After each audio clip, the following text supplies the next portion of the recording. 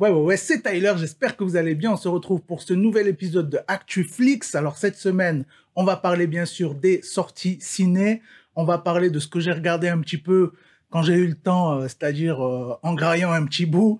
Donc j'ai regardé la saison 2 de Love, Death and Robots, dont je vous ai parlé la semaine dernière. J'ai regardé Invincible. Alors ça, on va en parler. Grosse série. Et bien sûr, on va se faire la critique de What If. L'épisode 6 est là pour de bon, donc on va en parler. C'est parti du coup pour les sorties ciné de la semaine.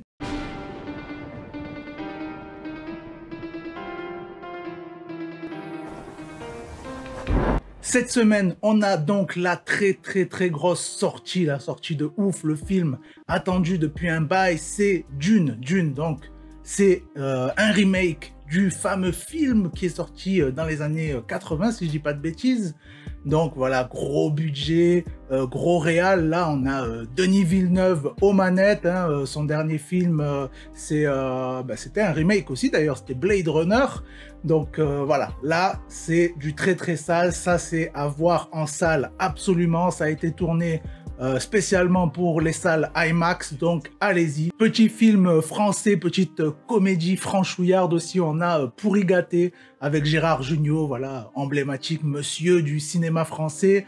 Alors là, petite histoire, bon ça, je pense qu'il va y avoir quelques scènes assez drôles, ça peut être pas mal pour passer un petit moment, tu vois. C'est genre une famille de riches et genre ils en ont marre que les gamins ils branlent rien et ils sont là tout le temps à pomper la thune. Du coup, en gros, ils les forcent à taffer en faisant croire qu'ils sont ruinés, tout ça. Donc je pense que ça peut être très drôle, les gars, ils ont jamais taffé de leur vie, tu vois. Et puis on a aussi un documentaire qui est sorti qui s'appelle L'État du Texas contre Melissa. Alors c'est une histoire vraie, hein, forcément, documentaire, d'une mère, voilà, droguée, tout ça, qui a tout pour être un peu la coupable idéale, qui est accusée d'avoir tué sa petite fille de 2 ans. Et voilà, apparemment, il s'est passé pas mal de choses dans l'affaire, donc je pense que ça peut être très intéressant. On continue donc avec ce que j'ai regardé cette semaine, donc Love, Death and Robots, dont je vous parlais la semaine dernière. J'ai regardé la saison 2, qui contient, elle, que 10 petits épisodes. Hein, je vous ai dit, c'est très court et tout, ça se grignote comme ça. Franchement, j'ai été assez déçu, parce que dans l'ensemble, les épisodes sont beaucoup moins bien que la saison 1. En tout cas, c'est ce que j'ai trouvé. Donc, la saison 2, en fait, elle devait être en 20 épisodes aussi, apparemment. Puis finalement, voilà, tu connais Netflix, ils coupent les trucs, ils te mettent quelques épisodes là, quelques épisodes, voilà, tu vois, par-ci, par-là.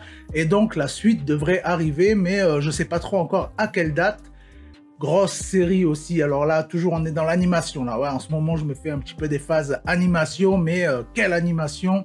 C'est Invincible, si vous n'avez pas vu, c'est aussi issu d'un comics. D'ailleurs, c'est le même créateur que, comment ça s'appelle ce truc avec les zombies là, The Walking Dead, voilà. Donc c'est le même créateur, donc voilà, le gars, il est pas dans les comics gentillés avec des blagues et tout. Là, c'est Bresson comme jamais. T'as un gars, en gros, c'est un peu comme le Superman, voilà, de la Terre, mais t'as aussi plein d'autres super-héros, t'as plein de teams, t'as un peu des teams un peu à la Justice League, tout ça, tu vois, de plein de super-héros ensemble, t'as plein de gars comme ça, et en fait, lui, il a eu un enfant avec une humaine, voilà. Et du coup, ils attendent un peu qu'il grandisse, de voir sa majorité, parce qu'apparemment, les pouvoirs se développent à la majorité. Et du coup, le gars, il commence à avoir des pouvoirs et tout, et là on se retrouve franchement dans des histoires de fous. Franchement, l'histoire elle est vraiment très stylée, les personnages ils sont très cool, c'est violent, mais d'une violence, franchement c'est violent de ouf, ça explose des têtes écrasées entre les mains, ça, franchement c'est un truc de malade, il y a du sang qui vole de partout, des cerveaux explosés, enfin, franchement c'est très trash, mais c'est pas trash un petit peu gratuit parce qu'ils sont pas obligés de faire ça, mais ça montre en fait la puissance de leur pouvoir et tout. Et franchement, même sur la réalisation générale, chaque épisode, voilà, je vais pas vous spoiler, mais chaque épisode, un truc qui est très lourd, c'est avant de balancer le générique, tu vois, genre Invincible, tu vois, chaque fois, ce truc-là, il est balancé, même à un moment, il est balancé au bout de 15 minutes, je crois. C'est quand une personne va dire ce mot, en fait, va dire « je suis invincible » ou « il faudrait être invincible » ou tu vois, une phrase où il y a ce mot-là.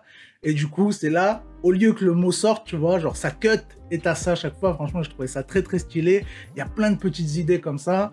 Donc vraiment, même si vous n'êtes pas forcément trop, entre guillemets, dessin animé, animation et tout, là, on est vraiment dans un autre bail, donc je vous le conseille fortement. On termine donc avec la critique de What If. Et oui, donc cette fois-ci, c'était l'épisode 6, c'était Killmonger qui sauve Tony Stark. Donc pour ceux qui ne savent pas qui est Killmonger, si vous avez vu Black Panther, c'est en gros c'est son cousin qui est un peu genre le gars, c'est le méchant en fait, c'est le gars un peu déchu, il est un peu jaloux, voilà, tu vois, un peu comme dans le Roi Lion, un peu comme l'histoire avec Scar et tout, tu vois, c'est un peu le même bail, c'est genre voilà, l'autre il est roi et moi je suis qu'une merde, enfin il y a plein d'embrouilles comme ça.